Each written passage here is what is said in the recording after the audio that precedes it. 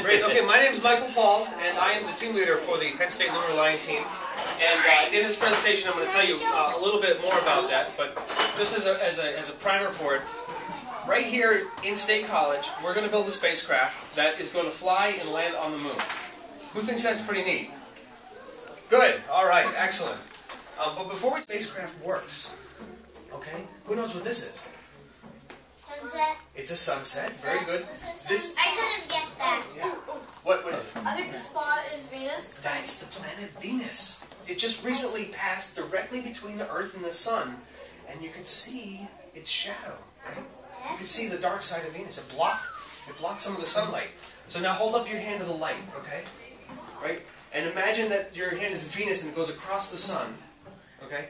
And what happens when that happens is some of the light gets blocked by Venus. Right? Well, that's exactly how the Kepler telescope works. When the planets fly in front of the stars that they're looking at, the star gets a little bit dimmer. Okay? I was guessing that was a space drum. Oh, a space drum. No, but there's probably some weird sounds there, though. So when these planets pass in front of their stars, Kepler can tell. Yes? How was the moon? You know the moon I do know the goes moon. up to the sky and you can't see it. Sometimes it goes away at night. We can talk about that in a little bit if you want to ask again.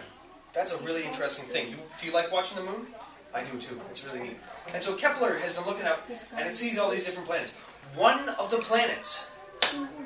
planets that they've detected with this one spacecraft, looking at this one part of the sky, has got not one sun that goes around, but two suns. You know, right here in our solar system, there are other really neat places. This is one of Saturn's moons. Did you guys see the painting out here? Saturn with the big rings, right? Yeah. One of Saturn's moons is called Enceladus, and you see these cracks in it here? Well, those cracks are getting squished and squashed together, and coming out of those cracks, okay, are geysers of water and salt and hydrocarbons, which is the same stuff that you all are made out of, right? And so right here in our solar system, there's another place where there's a little bit of water, and it's warm, and who the heck knows what's going on there? Nobody's going to know what's going on in these cracks here if there's stuff growing in there. There might be life there, because there's water, and there's heat, and there's salt, and there's other good chemicals. For thousands and millions of years, something's been going on in there, and we don't know. There could be life right here in our solar system, and the only way we'll find out is if we build a spacecraft and send it there. Water is on the planet Earth. If you put all the I saw water... that picture before. Cool! I'm so happy that you saw this picture before. What's If rain? you took all the water on Earth and put it into a little ball, that's how much water there would be. But What's rain? all the rain, all the water from the oceans, everything. But one of Jupiter's moons, it's called Europa, has got more water than the Earth does. And inside of Europa, because of Jupiter's huge, right? And Jupiter's gravity squishes and squashes Europa. And when you squish and squash things, they get warm from the friction on the inside when you squish them and squash them. And so for billions of years, for billions and billions of years, in this gigantic ocean, there's been heat and water and all the other good stuff that make up life. We have no idea what's going on Jupiter's moon Europa. And we don't know, we're never going to find out what goes on there unless somebody builds a spacecraft and goes to find out. Yeah. So some planets are dry and hot, like the one with the two suns. Some of them are icy and cold, some of them are wet. What else could be on the surface of a planet? Brown. Ground? What about hot ground? Like fire? Like on fire? Volcanoes. Volcanoes. Has anybody here seen a volcano? I've seen a It volcano. goes boom. They do go boom sometimes, yes. Big boom. There's tornadoes and... Tornadoes, yeah. I have a friend who studies tornadoes on Mars. Little dust devils that spin through the desert on Mars, where it's so dry. Wow. Did you have a question too? I thought I saw a hand go up. So some planets might be covered with fire. Solar system, there's a giant moon around Saturn that's covered with volcanoes. Can you guys see this little thing right here? Yeah, volcano. That's a giant plume of smoke from a volcano. There's one over here. There's a little one over here. There's some small. This was covered. This is the most volcanically active thing we've ever seen, and it's right here in our solar system. Wait, but watch this. You see that? Wait. You see that? Ready? Let's see if we can do Yeah. this. It goes boom. That is. You know what? We're gonna switch to this, and we're gonna watch that. Even closer, ready? I know what it is. A log. You see that? That is the biggest volcano in the whole solar system, pumping out ash and soot and all the stuff from the inside of this moon. And a spacecraft took these pictures as it flew past Jupiter just a few years ago. This is going on right now in our solar system. Isn't that amazing? It hasn't stopped? Nope, it's still going. Will it ever stop? Will it ever stop? Oh my gosh, what a good question. Will it ever stop? So I want you guys to close your eyes again, okay? So we're on this planet ship Earth, okay? This spaceship Earth, this planet that's flying through the solar system, and we have a partner here, the moon, that flies around with us. Right? It goes around the Earth. It's about 250,000 miles away. If you were to walk there, it would take a very, very long time. But You can't walk there. You can't walk there. Why not? Because You have to build something that's going to. Well, why? there's atmosphere in the way. Well, we'd have to get through the atmosphere, and then there'd be no atmosphere once you got to the top of the atmosphere, there would right? be no air. And There'd be no air. Yeah. But So you'd have to you would have to be in a spacesuit. You'd have to be in a And spacesuit. you'd need a rocket to fly you. Do yes, the absolutely. gravity would be pulling you down if you got too far away. That's right.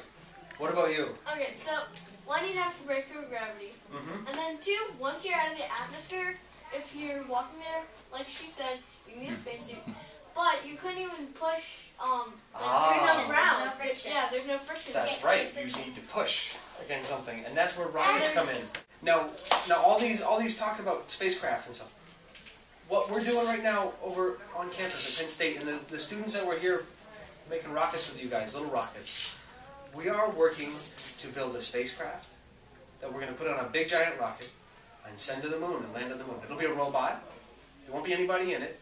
If there was going to be somebody in it, we'd have to build a much bigger. And so this spacecraft is going to get launched on a great big rocket. It's going to take about 3.5, 4, maybe 5 days to cruise 250,000 miles all the way to the moon. It's going to lower itself down to the moon. I see the Yes, rocket. there it is. That's right. And then it's going to take off again once we've landed there. It's going to take pictures of where it lands and send them home to us so we can take a look at them through a radio. You guys know how radios work. Yes. When the rocket goes there and there and there. That's right. It's going to land here, and then once it's taken pictures of where it is, we're going to say, hey, you know what? We want you to go over here, and we're going to tell the robot to take off again and fly and land over here. And so it's going to land in another spot. And we're going to control it from right here in State College. And the control center is going to be a place where people can go and look and see what's going on and be part of exploring our solar system, exploring our closest neighbor, and hopefully down the road we'll be doing even bigger and better things here. So I'll take one more. So that's my presentation, and I would love to hear some questions from you guys. Why don't we start? What's your name? Eli? Eli. What would you like to know, Eli? Rockets only take like a few minutes to get to the moon, to land there. There are some rockets that can get out as far as the moon in a few minutes, but those rockets are really big, and they're going so fast that they can't slow down and stop at the moon. So in order for us to just get there just right, we're going to take about 3.5 to 4 to 5 days to get to the moon and then lower ourselves down with another rocket that goes to land on the moon. So yes, some of them will go really fast and go screaming past the moon. But if you're going to get there that quick, just in an hour or two. But that's been done before. In fact, the spacecraft that made this movie launched and in just a few hours passed the moon because it was going so fast. In fact, that spacecraft is actually going all the way out to Pluto. Way, way far out there. It won't even get there for like 3 more years. It's amazing. 3 more years! And it's been flying for 5 years. Oh. It's a long, whole journey. I forgot. Okay. Oh yeah, isn't it, one Michael Paulselli is for the art? He's working on that, yes. Yeah. And you're gonna like land at, an Apollo landing site? That's one of our ideas, is that people have walked on the moon before. Astronauts, 40 years ago, flew. Almost got my question. Almost. When the rain and the thunder. Rain and thunder, not on the moon, because there's no air. There's no air, yeah. Yeah, about 40. Heather has a question. Yes, Heather. Is there anyone water on rocket ships? Is there water on rocket ships? Yes, there is. On rocket ships that have people on them, that you're going to need to drink some water. And one of the things that you can do to make rocket fuel is you can take just oxygen and just hydrogen, and when you combine them, they burn. Whoosh! And what they burn into, what they change into, what they burn, is actually water. No, So, and I welcome questions from the parents in the room too, if you've got any questions. When is this expected to happen? We are planning to launch before the end of 2015. This is a part of a competition, an international competition, where there's a $20 million prize that Google has put up for the first team to do this on private funding. And when we win this prize, that money will become an endowment for scholarships for just this kind of work. And for students to learn this and to do this. Did you win the competition? No, the competition is ongoing right now. We've been in the competition for about 1.5 years. And we're still very much at the beginning of the program. very long. Here. I was just wondering about perspective on that volcano. Like, how big is the one in the video? That Io is about the size of the moon, and so that plume is hundreds and hundreds of miles I high. got a question. Yeah. Is there no atmosphere on that? No, Io has a very low gravity, so and very little. And the atmosphere is whatever gases have come out of the volcano and hang around. Eventually, they'll just condense back on the surface or get That's blown away. leaving the atmosphere, that plume.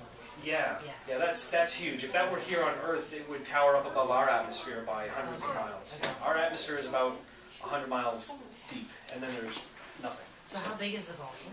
Oh, yeah, I don't know how large the mountain is that but the Vashtar is enormous, and it's spewing out way more. I believe that one volcano is putting out more magma and so forth than all the volcanoes on Earth put together. It's just, it's huge. So. Yes, Ezra. With the new Horizon spacecraft, what about connection, like to send the pictures? They use a radio. Like, Yep. well, wouldn't it be too far?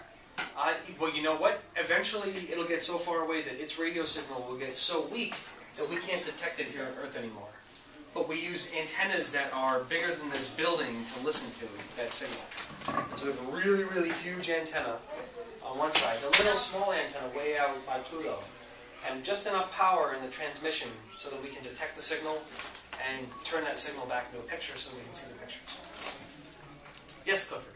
Can you only see the signal like at a certain time of the day when the Yes. Earth is pointing? Yeah, so that antenna, as the Earth spins around, that antenna will be able to see New Horizons, or this is true for any spacecraft, and as the day goes on, the antenna actually turns to track the spacecraft in the sky, and then when eventually it'll set just like a star or a planet. Very good. Okay. Thank you all very much.